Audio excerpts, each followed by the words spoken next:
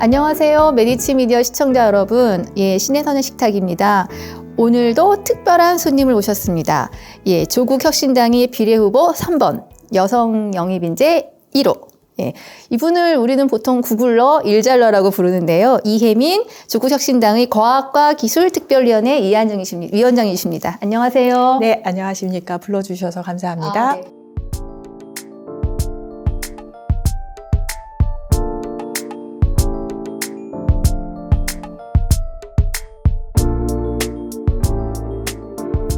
굉장히 문과스러운 측면이 있어서 이런 질문 정말 좀 유치하지만 책 독서량 어느 정도?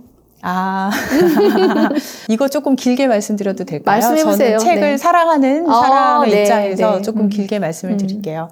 저는 사람들이 저에게 취미가 뭐예요? 라고 물어봤을 때 예전에 독서해요라고 얘기를 했어요. 우리 세대 대부분.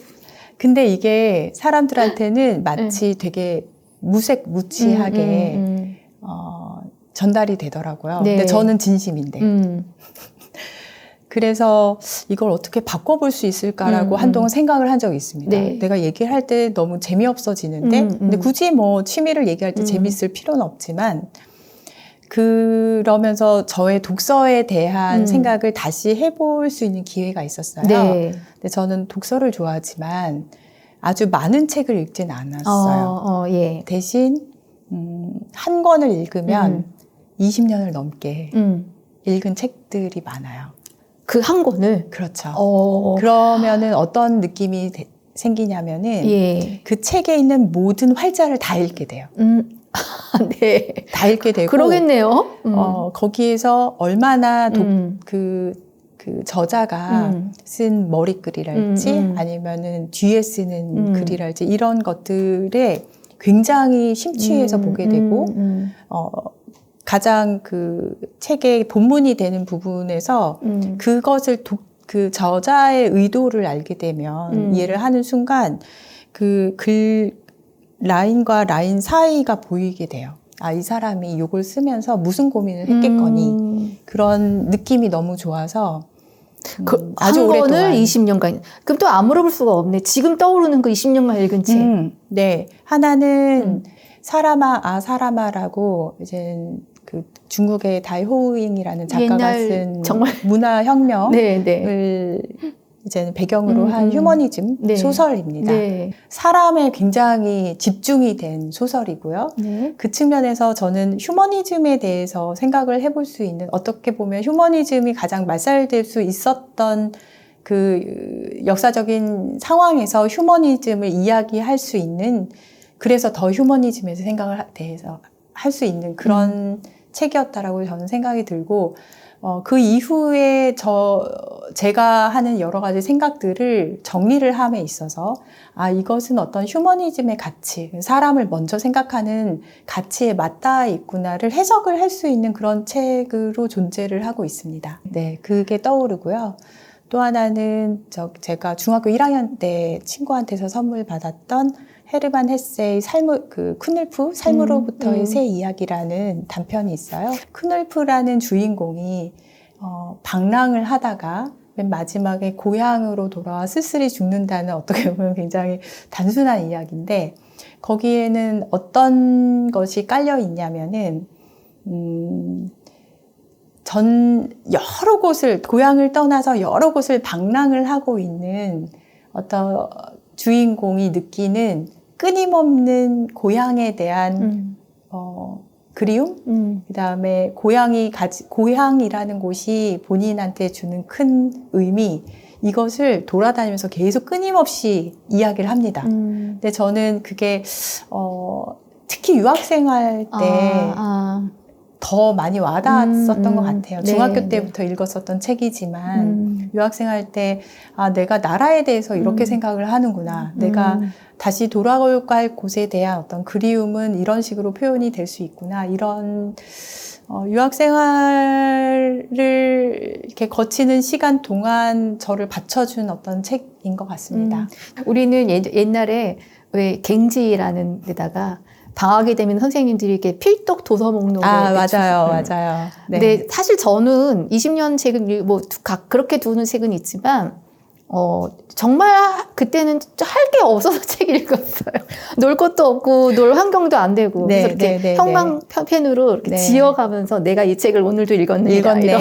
그렇죠. 그 리스트를 보면서 근데 저는 그 당시에 말씀하신 대로 다른 할 일도 없지만 그래서 너무 감사한 시절을 보낸 것 같아요. 너무 진짜 저에게 양식이 되는 그냥 일상적으로 하는 말이 아니라 진심 양식이 되는 책들을 많이 접했고 특히 어릴 때는 시집을 굉장히 많이 읽었거든요.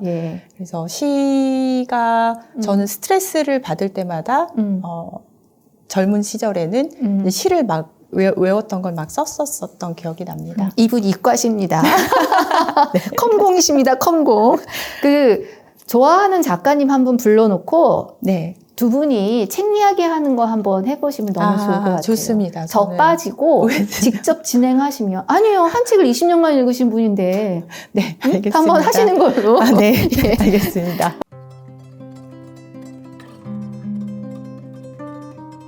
책 한 거는 20년간은 읽는다. 제가 만난 최초의 인물입니다. 네. 예, 20년간. 한 책은 20년을 읽어야 한다는.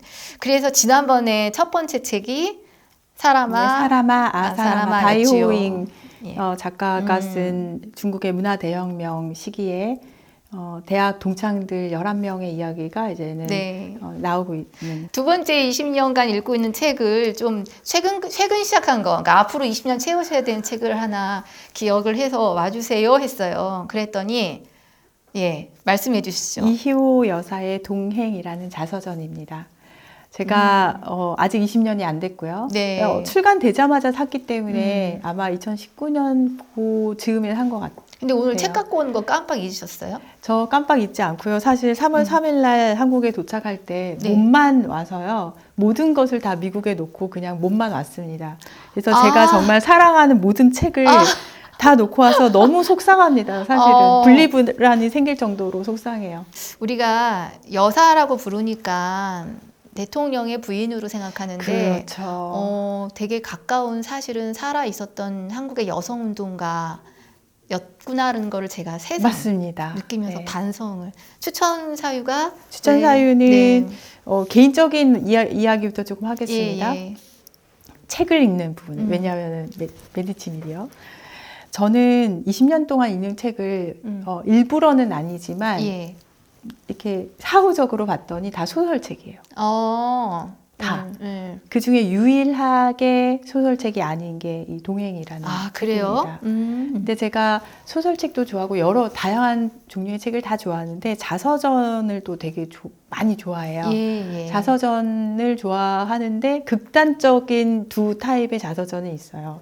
김대중 대통령의 자서전과 이희호 여사의 자서전. 어떤 차이가 있나요? 어떤 차이가 있냐면 우선 김대중 대통령의 자서전 혹시 이렇게 두꺼운 책 2권인데 읽어보셨는지 모르겠는데 알죠. 저는 보고서를 읽는 느낌이었어요. 네. 보고서 느낌. 이희호 여사의 자서전은 저에게는 소설 같았어요. 그렇기 때문에 제가 자서전을 굉장히 많이 읽지만 20년간 읽는 대부분의 책이 소설이었다는 것을 생각을 했을 때 결이 비슷하네 라는 생각이 우선 들었고 방금 말씀하셨듯이 사실 너무 가려진 측면이 있습니다. 다시 재조명돼야 된다고 생각을 하고요. 이 시대에 다시 태어나 주셨으면 좋겠어요. 근데 여성의 어떤 여성 운동가 혹은 남녀를 떠나서 엄청난 그 혁명가라고 저는 생각을 합니다. 혁명가세요. 네. 정말 선택도 혁명적이고 그렇죠. 굴하지 않으시고 당신의 길을 가면서도 목소리를 세게 낸다고 또 될 일이 아니고 정말 끝까지 한 번도 포기하지 않으셨다는 아주 냉철한 그런 분이시고요. 제가 어떤 측면에서 추천을 좀 드리고 싶냐면 지금 자기계발서도 많이 나오고 그다음에 좋은 소설책들도 많이 나오고 있는데 나를 다시 돌아보고 읽고 나서 어떤 이렇게 단전에서부터 힘이 올라오면서 나도 더 새로운 삶을 살 수 있는 힘을 느껴볼 수 있다. 이런 책이고요. 그러면서도 소설적인 어떤 재미도 동시에 있는. 왜냐하면 너무 드라마 같은 삶을 사셨기 때문에 그게 아주 죄송합니다만 김대중 대통령 책은 2권은 이렇게 길어요. 아주 얇은 책이에요. 얇은 책 안에 그 드라마 같은 삶을 다 녹여냈기 때문에 그 함축 그 밀도가 어마어마합니다. 4.19 혁명 후에 첫 국회의원 선거가 있었던 1960년에 네. 여사님이 하신 말씀이에요. 네. 처벌둔 자를 국회에 보내지 말라. 그리고 71년도에 이거 신민당 대선 후보로 김대중 대통령이 나가셨을 때 네. 참전연설에 나가셨는데 네. 만약 남편이 대통령이 돼 독재하면 제가 앞장서서 타도하겠습니다. 맞습니다. 그래서 이런 걸 보면서 지금 많은 게 떠오르지 않나요? 그러니까 네. 솔직히 말하면 어릴 때 하도 네. 박정희 대통령의 그 유경수 여사의 소박하고 유경수 여사의 검소하고 그림, 네네. 그런 거를 저희는 막 이렇게 여사님의 이미지로 주입식으로 받아왔죠. 그 이후로는 사실은 다 부정적이었어요. 네. 다 부정적이었고 뭐 몇 명 있지도 않았지. 네. 그런데 굉장히 그러니까 워낙 옥살이를 오래 하셨고 그래서 그분을 해서 이렇게 살폈다. 그다음에 앞에 돌아가신 분이 계셨는데 이게 당당하게 결혼을 했다. 뭐 이런 정도. 아이도 있고. 예. 그런 얘기들이 많이 우리한테 본인이 유학까지 갔다 오신 분이. 그러니까요. 근데 이분이 실제로 안 하신 게 아니라 굉장히 많은 일을 하셨다라는 걸 제가 우리 이혜민 당선인님 덕분에. 저는 이제 미국에서 있다가 어느 해에 출장을 왔는데 그때 돌아가셨어요. 예. 그래서 빈소에 이제 갔습니다. 갔는데 좀 슬펐던 게 너무 썰렁했어요. 그래서 재조명을 해야겠다라는 생각을 하고 있습니다. 네. 우리 기념사업에서 우리 이혜민 당선인님을 모셔야 될 것 같은 생각이 드는데 이거 아무래도 지금 20년 읽는 나의 책 시리즈가 나가야 될 것 같은 이런.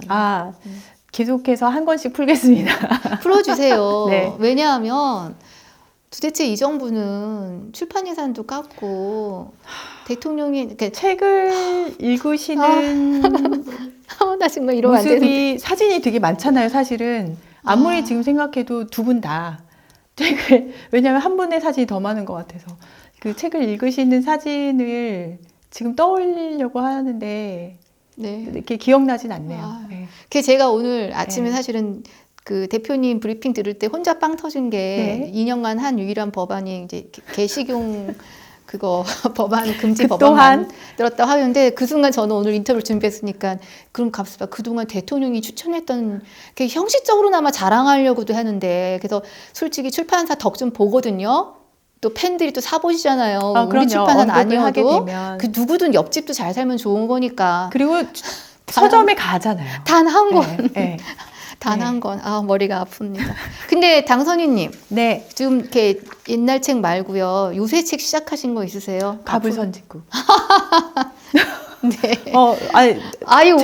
제 책상 위에 있어요. 지금 저 도와주신 분 계시는데 제 책상 위에 가불성진국 랩탑 있고 딱 가불성진국 있습니다. 이혜민 당선인님과 대화를 하시려면 가불성진국을 꼭 읽어주시기 20년간 바랍니다. 읽으셔야 합니다. 그래서 계속해서 업데이트 버전이 나와야겠습니다. 네.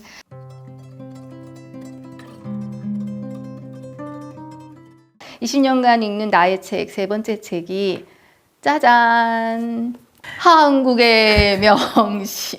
저 이거 보고 찾아봤습니다. 초판 발행 연도. 초판 발행 거가 언제죠? 1986년. 네, 86년이네요. 한국의 명시, 제가 사실 20년 넘게, 이거는 20년도 넘은 책이죠. 그쵸. 네, 넘게 보고 있는 책이 조금 많이 있는데 그 중에서 오늘 이걸 왜 들고 왔느냐. 이 안에 여러 시가 있어요. 요즘 반일, 항일, 친일 이런 이야기가 많이 나오고 있고 저는 선거가 있을 때마다 최근 있었던 선거에 대해서 뭐라고 규정을 했었냐면은 이것은 한일전이다 라고 규정을 최근에 그 선거들이 조금 제 눈에는 그렇게 보였었어요. 안 그랬으면 하는 마음이었지만 그래서 이 안에는 항일한 시들 또한 꽤 많이 들어있습니다. 그래서 들고 왔습니다. 다시 한번 얼마나 어려웠을까 싶어요. 그런 시인들의 마음, 그 시들, 그게 뭐 대놓고 항일 아닌 시들도 되게 많이 있거든요. 그래서 그거를 환기하고자 오늘 들고 왔습니다. 사람마다 스트레스나 이런 게 쌓였을 때 푸는 방법 혹은 마음을 다스릴 때 푸는 방법이 있잖아요. 네. 저는 아주 오랫동안 그 시를 필사하는 것으로 마음을 항상 다독였었던 기억이 나서 제가 그 대학교 때 그 전공책 귀퉁이에 이 시를 계속 쓴 게 여기저기 있어요. 스트레스 받는 순간이었죠. 순간 계속 쓰는 거예요. 그런 시였기 때문에 다른 시를 떠올릴 수가 없는 정도예요.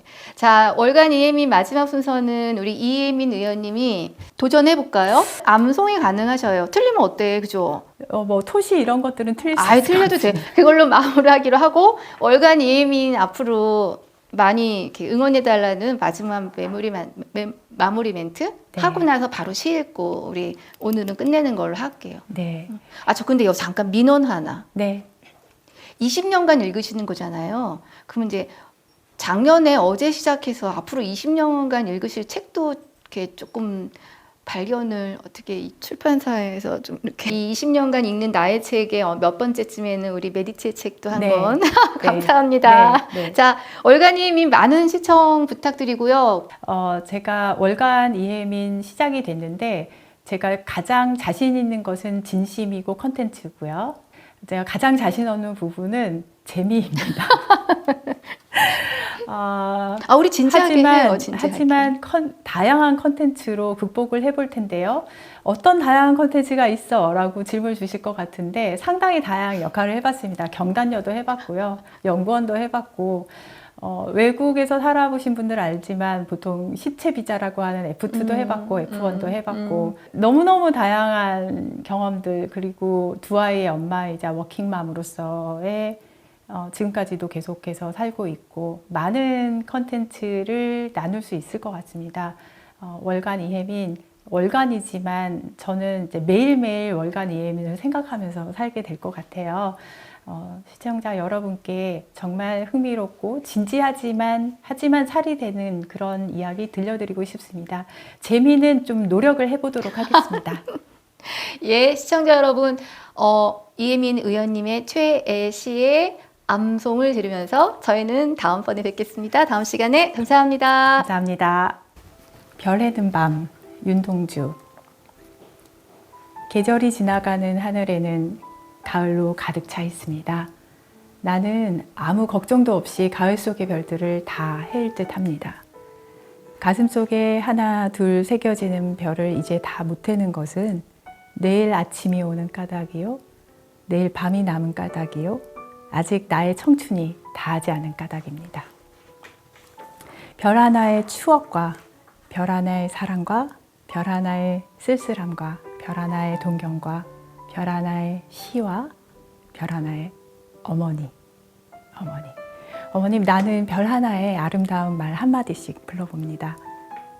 수학교 때 책상을 같이 하던 아이들의 이름과 폐경옥 이런 이국 소녀들의 이름과 벌써 아기 어머니가 된 계집애들의 이름과 가난한 이웃 사람들의 이름과 비둘기 강아지 토끼 노새노루 프랑시스 샘 라이너 마리아 릴케 이런 시인의 이름을 불러봅니다. 이내는 너무나 멀리 있습니다. 별이 아스라이 멀듯이. 어머니, 그리고 당신은 멀리 북간도에 계십니다. 제가 지금 하면서 어머님으로 이제 생각하면서 얘기를 하니까 편하네요. 당신은 멀리 북간도에 계십니다. 나는 무엇인지 그리워 이 많은 별빛이 내린 언덕 위에 내 이름자를 써보고 흙으로 덮어버렸습니다. 나는 밤을 새워 우는 벌레는 부끄러운 이름을 슬퍼하는 까닭입니다. 하지만 그러나 겨울이 지나고 나의 별에도 봄이 오면 무덤 위에 파란 잔디가 피어나듯이 내 이름자 묻힌 언덕 위에도 자랑처럼 풀이 무성할 거에다. 제가 진짜 고민했어요. 이거 갖고 올까 말까. 자, 그 고려원, 김영사 거 말고 고려원 소설 영혼문입니다. 고려원 거는 한국이 베른 조약에 가입하기 전에 번역된 거기 때문에 절판이 됐어요.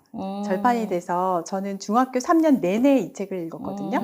3남매인데 3남매와 이제 아버지 4명이서 이 책만 읽으니까 저 고등학교 올라갈 때 어머니께서 갖다 버리셨어요. 근데 4명이 폐인이 돼 있으니까. 그래서 이거를 이제 읽다가 그때부터 못 읽고 그 다음에 제가 무슨 짓을 했느냐. 중고를 아주 비싸게 어렵게 구해서 샀습니다. 와, 그래서 이 중고를 사서 다시 이제는 책장에다 꽂아 놓으니까 친정아버지가 오실 때마다 이것만 읽으세요.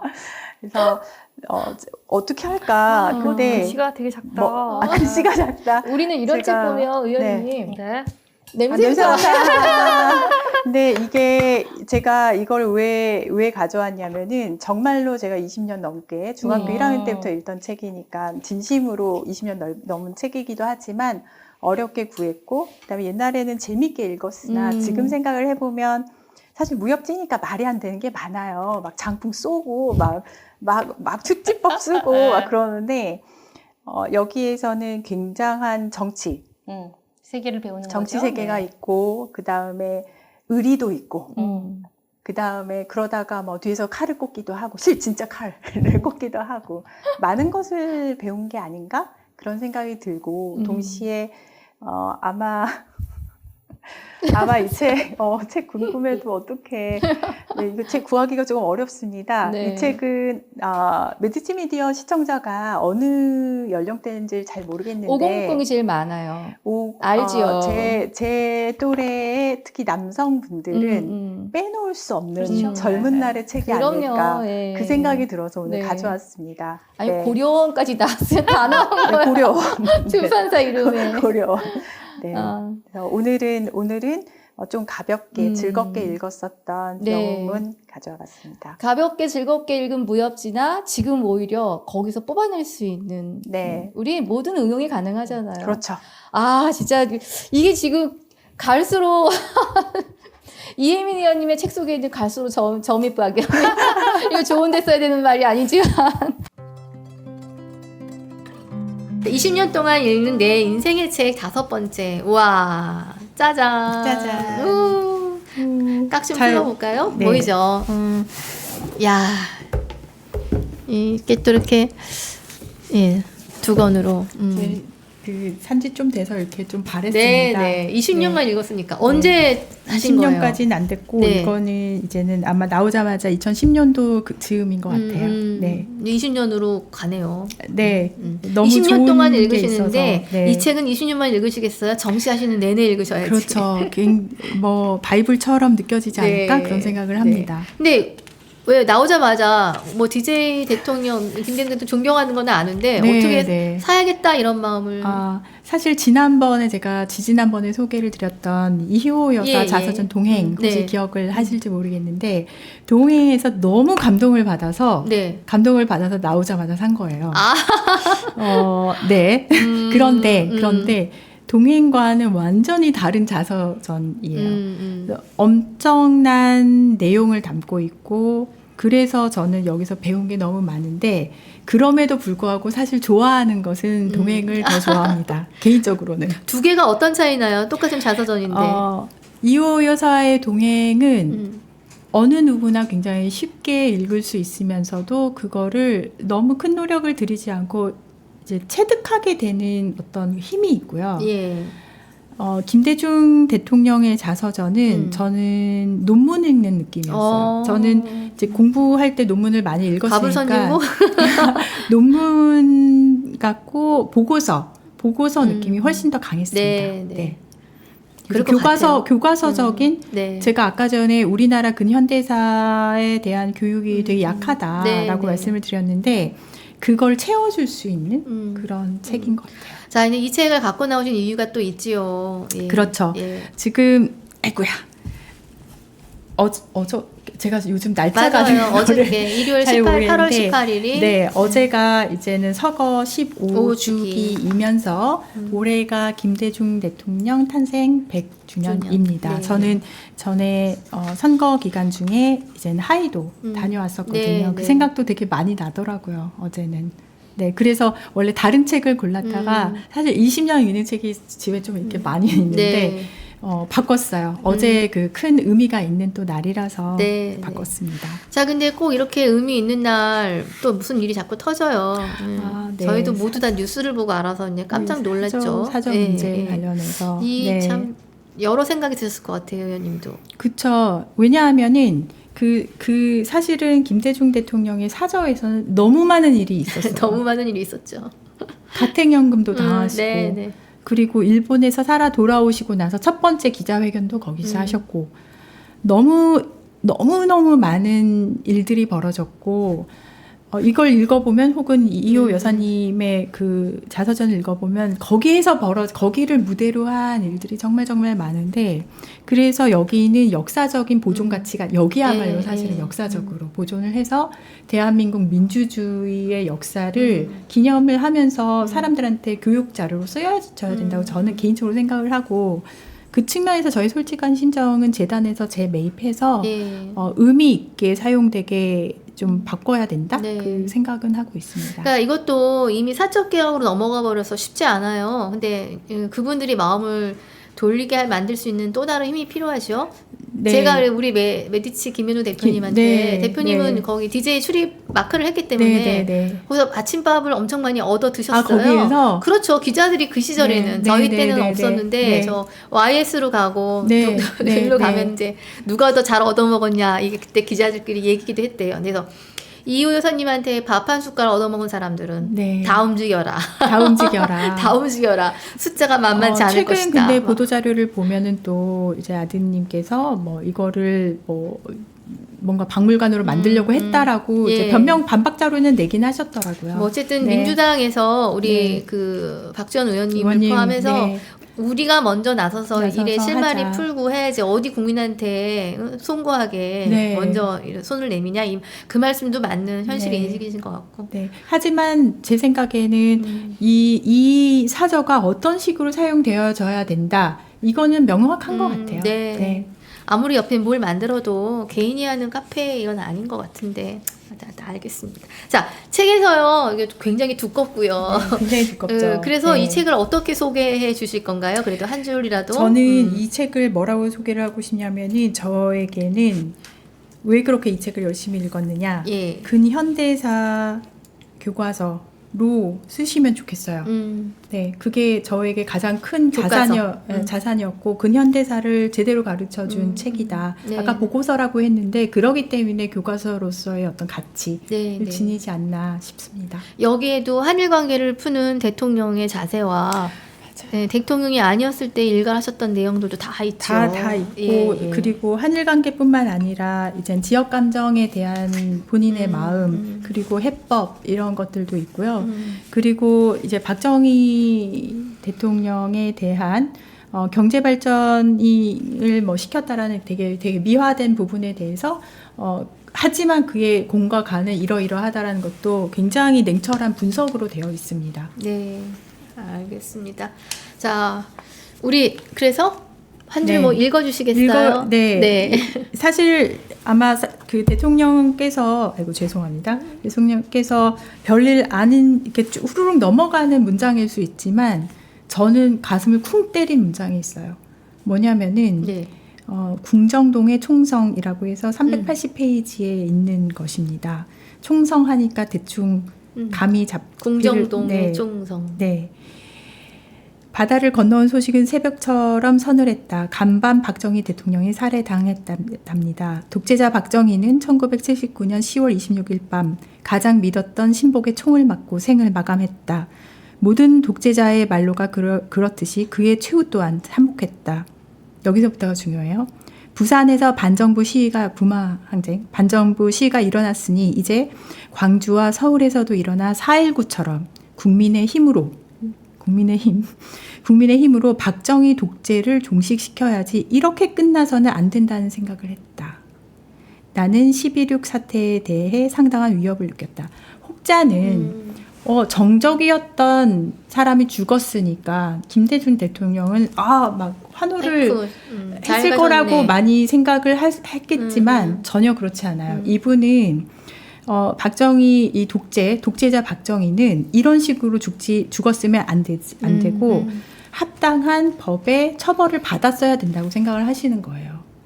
저는 이 사고 방식이 결국에는 김대중 대통령이 여러 곳에서 보여준 진짜 어른으로서의 모습, 남북관계도 그렇고 외교관계도 그렇고 그리고 제가 굉장히 높게 평가하는 인터넷 강국으로 만든 초석을 깐 부분도 그렇고 이게 보통 하나 위에서 바라보는 사람이 할 수 있는 생각이거든요. 그래서 진짜 가슴을 쿵 울렸었던 문장입니다. 이렇게 끝나서는 안 된다는 생각을 했다. 이렇게 끝나서는 안 된다는 생각을 하셨던 김대중 대통령을 모셨던 국민들입니다. 우리가. 네.